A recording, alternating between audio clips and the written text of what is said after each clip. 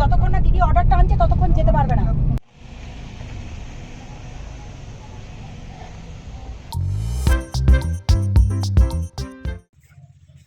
তো এই যে আমাদের হচ্ছে গিয়ে ঘরের চাল, এই কালকে ভাঙিয়ে নিয়ে এসেছি সেইগুলো, কিন্তু সবই ঠিক আছে, চালগুলোও ভালো, কিন্তু এই কালো কালো হয়ে গেছে। এটাই হচ্ছে চিটা হয়েছিল বেশি, ওই জন্য। যখন ফুলে বাইরে ছিল তখন ওই যে ঝড় বৃষ্টি ছিল না। তো যাই হোক, চালে তিতো লাগবে না, ভাত রান্না ভালো সাদাই হবে। তিতো লাগবে নাকি? কেন না, এই সময় কিন্তু ওই কালারটা হয়তো একটু ডিসকালার হতেও পারে। তো চালটা সরু আছে, তাই না? মিনিকেটের তো মোটা মোটাও তো হয় নাকি। যাই হোক, কখনো সখনো খাওয়া যাবে এগুলো, ভালো ভালো। অতিথি আসলে আর এগুলো দেওয়া যাবে না। না, তুমি সার পানতে বললে নিয়ে আসি তাহলে। তো আমি যেহেতু সারাদিন আর আজকে বাড়িতে থাকছি না, একটু পরে বেরিয়ে যাব, হয়তো আস্তে আস্তে অনেক রাত হয়ে যাবে। তো সেই কারণে কিছু বাজার টাজার করার ছিল, সেগুলো করে রেখে যাচ্ছি। সকালবেলায় ব্রেকফাস্ট হয়ে গেছে, তো দুপুরবেলার জন্য রান্না বান্না করবে মা। তো এই একটু বাজার টাজার করে দিয়ে যাই। গরম তো আজকেও ভীষণ পড়বে, কারণ সকালবেলার থেকে যেভাবে শুরু হয়েছে, বাপরে। নাও,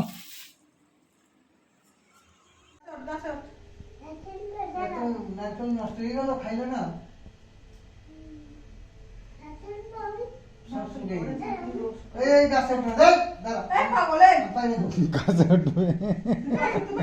নারকেল গাছে উঠবে পাদল, আরে পাদল, নারকেল গাছে উঠতে পারো তুমি?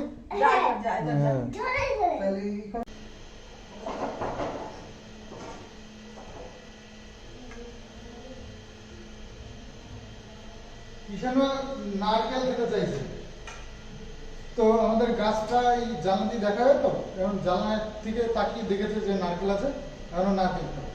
তো যাই একটা নারকেল পারি। আর ঘরে অনেক নারকেল ছিল, কিন্তু ওই শুকিয়ে শুকিয়ে না নষ্ট হয়ে গেছে, অনেকদিন থাকলে এরকম হয়ে যায়। আর হচ্ছে গরম, যাই হোক, আর যে কটা ওই ছিল ভালো, সেগুলো ওই কল বেরিয়ে গেছে, কল বেরিয়ে গেলে ওর নারকেল আর ঠিক থাকে না, খারাপ হবে। তো কয়েকটা লাগিয়ে রেখেছি চারার জন্য, আর বাকি সব নষ্ট হয়ে গেছে জল।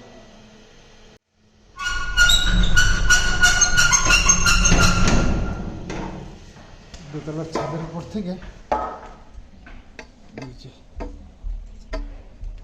ওই বাড়িটাকে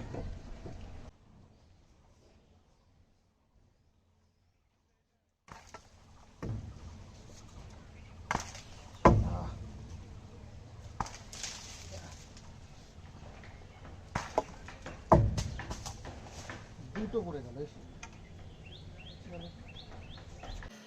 ভাবলাম যে একটা পারবো, হ্যাঁ খেলা মেরেছে, দুটো পড়ে গেছে।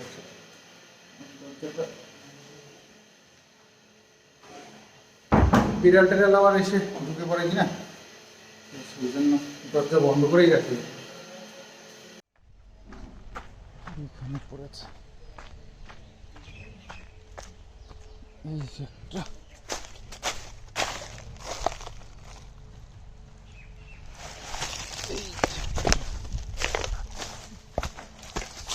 আস্তে।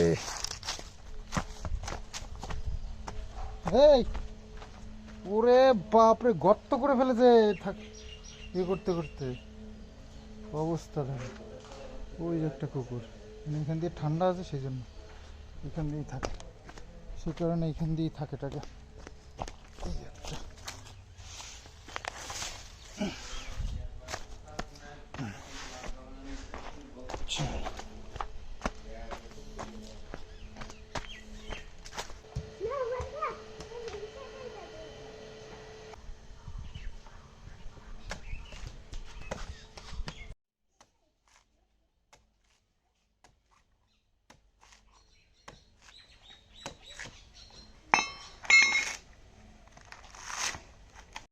আমি এবার স্নান করে নেবো, তার কারণ এদিকে টাইম হয়ে গেল, আমাকে বেরোতে হবে। তো কোথায় যাচ্ছি না যাচ্ছি সবই হয়তো টাইটেল বা থাম্বনেল দেখে তোমরা বুঝেই গেছো। হ্যাঁ, আমি যাচ্ছি আজকে হাসনাবাদে, থানার থেকে ডেকেছে। আর আমি শুধু একাই যাচ্ছি না, আজকে সঙ্গীতা চক্রবর্তী, তোমরা খুব ভালোভাবেই তাকে চেনো আশা করছি। তো ওই দিদি যাচ্ছে, আর সাথে সীমাদি, আমি, অ্যাডভোকেট সঙ্গীতা দিয়ে আসছে। তো একই সাথে যাব। তো রেডি হয়ে নি, স্নান করে জামা কাপড় পরে রেডি হয়ে গেছি। এখন ভীষণ গরম আর কি, তো ঘেমে যাচ্ছি, তাই একটু রেস্ট করে নিই। স্নান করে এসে কষ্ট হয়ে গেছে। এখন খাওয়া দাওয়া হবে, তারপরে এই যে মা রান্না করেছে এইগুলো নিরামিষ। খাওয়া দাওয়া করে তারপরে দেখি কখন ফোন করে, তারপর ফোন করলেই আমি বাড়ি থেকে বেরিয়ে পড়বো। বাতকুলা পর্যন্ত আমাকে যেতে হবে, তারপরে দিদি ওখান দিয়ে আসছে, তো ওখান থেকে আমি গাড়িতে উঠে পড়বো। এই হচ্ছে প্ল্যানিং। তো খাওয়া দাওয়াটা সেরে নিই, নিরামিষ খাওয়া দাওয়ার একটু কমই খাবো, কারণ যেহেতু বাইরে বেরোচ্ছি, সারা দিন আজ জার্নি করতে হবে অনেক দূরে। তো শরীরে যদি অস্বস্তি বোধ হয় তাহলে তো মুশকিল না, আর যা গরম পড়েছে সে আর কি বলবো। তো আমি স্নান করে খাওয়া দাওয়া করে পুরো রেডি হয়ে বসে থাকলাম। এখন আসলে দিদি মানে সঙ্গীতা দিয়ে আসছে বর্ধমান, তো বর্ধমান থেকে কৃষ্ণনগর হয়ে ঢুকবে, সীমাদিকে নেবে, নিয়ে তারপরে বাতকুলা হয়ে আসবে, আমাকে তুলবে, তুলে নিয়ে তারপরে যাবে। তো এই হচ্ছে আমাদের আজকে প্ল্যান। তো প্ল্যান বলতে তারপরে আমাকে নিয়ে তারপরে যে কোথায় কোথায় যাবে সেটা আমি অতটাও জানি না। তো অবশ্যই ব্লগ যখন স্টার্ট করেছি অবশ্যই জানাবো কোথায় কোথায় যাচ্ছি না যাচ্ছি। তো দেখতে থাকো পুরো ব্লগটা। আজকে সঙ্গীতাদির সঙ্গে আমার ফার্স্ট টাইম মিট হবে। ফোনে তো কথা হয়েছে অনেক, দিদি তো অনেক আশা ভরসা দিয়েছে, তো দেখা করার আমারও খুব ইচ্ছে। তার নাম ডাক অনেক শুনেছি। তো বেজে গেল 1:30, তো আমি রেডি হয়ে বসে রয়েছি, এখনো ফোন করেনি। তো ফোন আসলে আমি বেরোবো বাড়ির থেকে। আমাদের বাতকুল্লায় যেতে হবে, বাতকুল্লার থেকে তারপরে দিদি গাড়ি নিয়ে আসছে, ওই গাড়িতে একই গাড়িতে যাবো সবাই। দেখি কখন ফোন করে। 1:30 তো আমাকে টাইম দিয়েছিল, এখন তো 1:30 বেজে পার হয়ে গেল, 1:30, 2টো বাজতে গেল। হ্যাঁ বাবা, আমি তাহলে আসছি। হ্যাঁ, আমি একটু কাজে যাচ্ছি। হ্যাঁ, তুমি বলো না কিন্তু পরে, আর আমি কিন্তু বলে যাচ্ছি তোমাকে। তো আমি বেরোচ্ছি। আর কিষাণুকে না বলে গেলে তো তোমরা জানোই আমাকে কত বকাবকি করে, যে আমাকে বলে গেলে না, বলে গেলে না। তো বলে চলে বেরোচ্ছি। তো এখন বেজে গেল ওই 2টো বাজতে গেল, তো হয়তো আরও আধা ঘন্টা পরে আসবে। রোদ্দুরের তেজ দেখো, রাস্তায় কি পরিস্থিতি। আমাদের এই রাস্তায় কাজ চলছে, ওই যে রাস্তাটা পুরো মানে এবড়ো খেবড়ো করে দিয়েছে পাথর তুলে তুলে। হ্যাঁ, জল লাগবে না। ও হ্যাঁ, দাও দাও দাও, নিয়ে আসো তো। আর সানগ্লাসটা আমার সেদিনকে ভেঙে গেছে, ইয়েটা, তো সেটা ঠিক করা হয়নি। তো আরেকটা যে কিনে নেবো, সে বাতকুলাও আর যাওয়া হচ্ছে না, আমাদের এখানে তো পাওয়া যায় না, তো সেরকম সুযোগ সুবিধা হচ্ছে না যে নেব। তো যাই হোক, যদি সময় সুযোগ পাই তাহলে আর একটা কিনবো, কারণ এই যা রোদ্দুর, সানগ্লাস ছাড়া বেরোনোও মুশকিল। বাবা, রোদ্দুরে কি তেজ! এই ছায় দাঁড়িয়েছি তাও গরম একটা ভাব, পুরো মুখটাতে জ্বলে যাচ্ছে মনে হচ্ছে। আর এই যে মাঠের অবস্থা দেখো, খা খা করছে একেবারে মাঠ।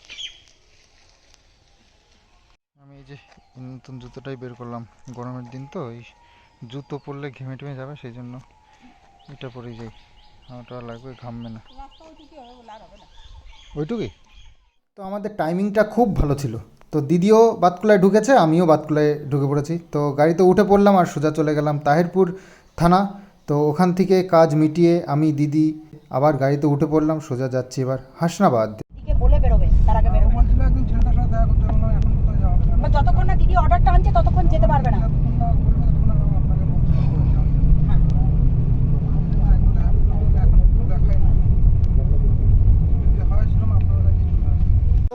বেরিয়েছি 2টোর সময়, বেরিয়ে তাহিরপুর থানার থেকে ঘুরে, তাহিরপুর থানায় একটু কাজ ছিল, তো দিদি বললো তাহিরপুর থানায় যেতে হবে, তো যেতে হবে। তো ওখান থেকে ঘুরে সিধা চলে এসেছি বসিরহাটের কাছে, চিনতে পারছো নিশ্চয়ই। তো দিদি এখন একটু আমরা খাওয়া দাওয়া করবো, মানে এতটা রাস্তা এসেছি এখন খাওয়া দাওয়া করার সময় পাইনি। মানে ভালো একটা হোটেল খুঁজছিলাম, আর এই আশপাশে তো এই হোটেলটাই আমাদের জানা আছে, যাওয়ার সময় আমরা এখানেই থাকি। তো চলো তো খাওয়া দাওয়া করে তারপরে আমরা আবার বেরোবো, মানে যেতে হবে হাসনাবাদ থানায়।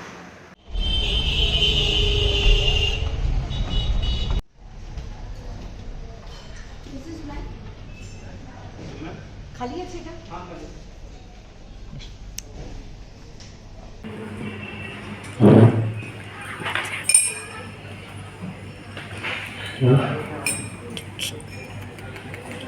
খুব খুব খিদে পেয়ে গেছে, প্রচণ্ড খিদে পেয়ে গেছে।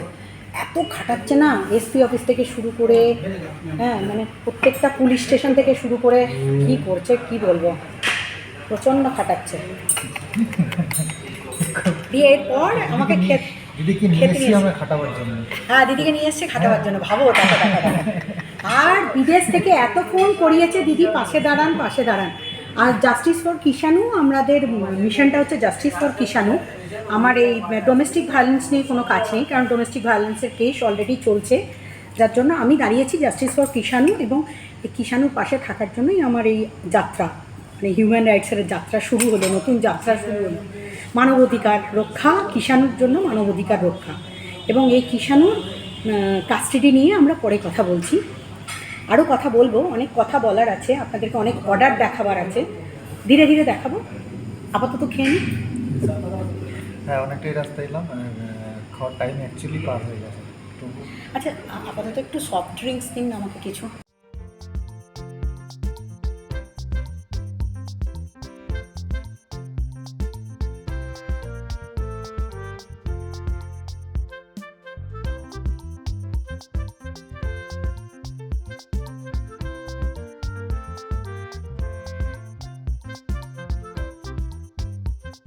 আমাদের খাওয়া দাওয়া শেষ হলো, এবার চলো আগাই আমাদের ডেস্টিনেশনের দিকে।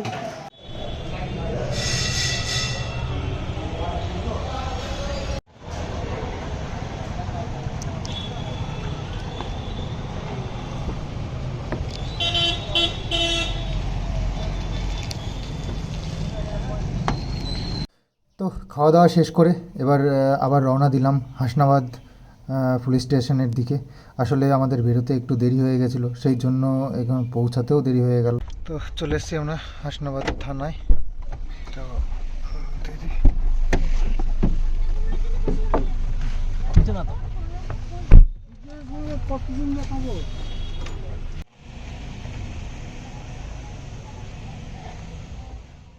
এখন থানার কাজ শেষ করে আমরা বেরোলাম, রাত বেজে গেল 9টা।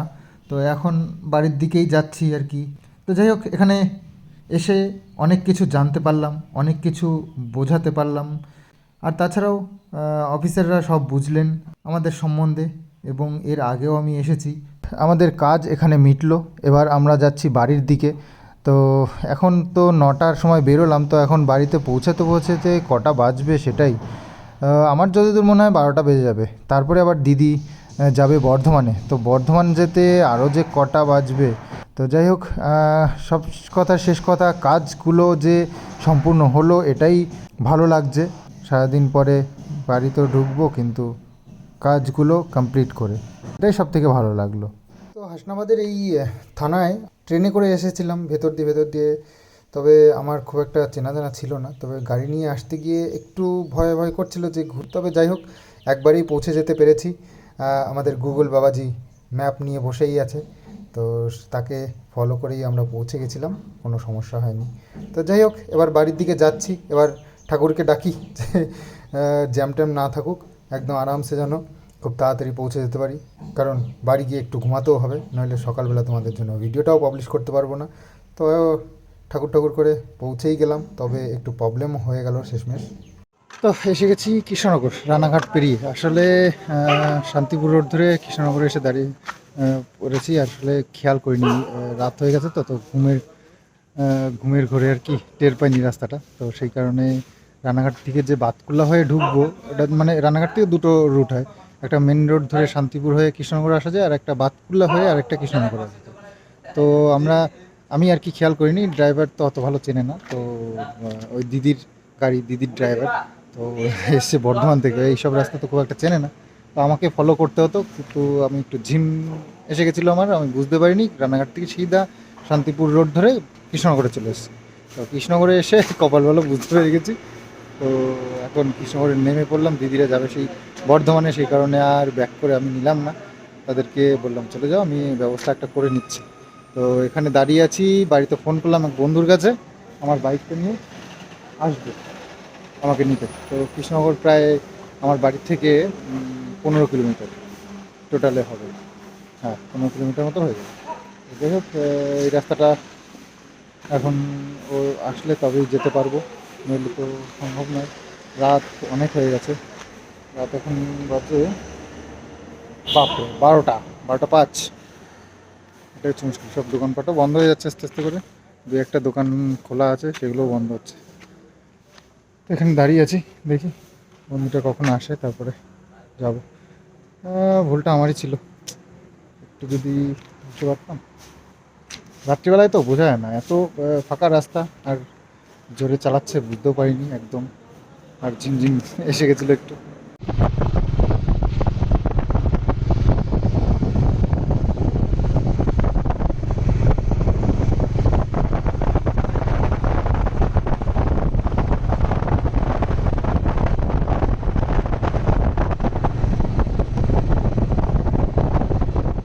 পুরো দিনটা আর কি গাড়িতে গাড়িতে এইভাবে ঘুরে ঘুরে বেড়ালাম।